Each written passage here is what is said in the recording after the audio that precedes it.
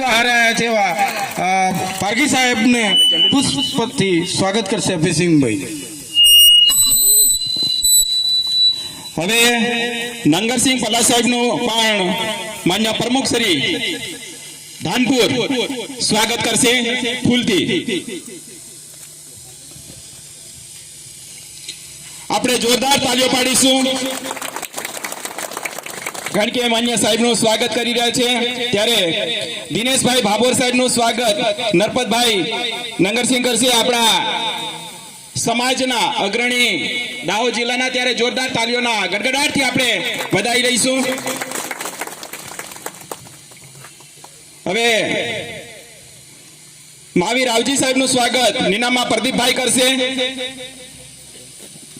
જોરદાર તાલીઓના ગડગડાટથી આપણે વધાવી લઈશું.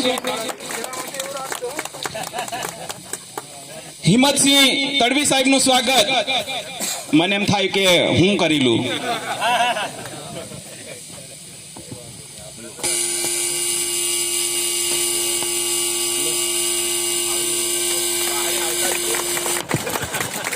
આપણી બહાર આવ્યા છે લીમખેડામાં હતા.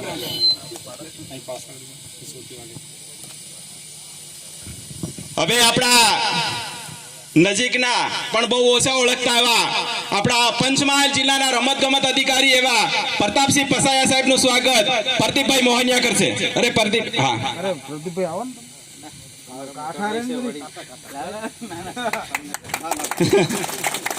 જોરદાર તાલીઓના ગડગડાટથી વધાવી લઈશું. આપણા પૂર્વ પ્રમુખ એવા નવલસિંહ સાહેબનું સ્વાગત લીમખેડા તાલુકો હતો ત્યારે પ્રદીપભાઈ નીનામા કરશે. જોરદાર તાલીઓના ગડગડાટથી આપણે વધાવી લઈશું. આ તબક્કે સર્વેનું અહીંયા સ્વાગત કરી અને કાર્યક્રમને પ્રદીપ સાહેબનું સ્વાગત કરવા માટે હું અમરસિંહભાઈને વિનંતી કરું. અમરસિંહભાઈ, પ્રદીપ સાહેબનું સ્વાગત કરો. આપણા મોભી છે. જોરદાર તાલીઓ પાડો મોભી માટે, આપણા ધાનપુરના તાલુકાના.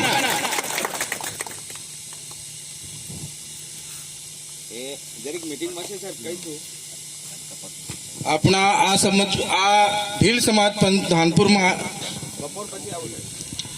જે મિત્રો સહયોગ આપી રહ્યા છે અને આપણને હમેશ મદદ કરે છે એવા માન્ય તાલુકા પ્રમુખ અભયસિંહભાઈનું પણ સ્વાગત કરીએ.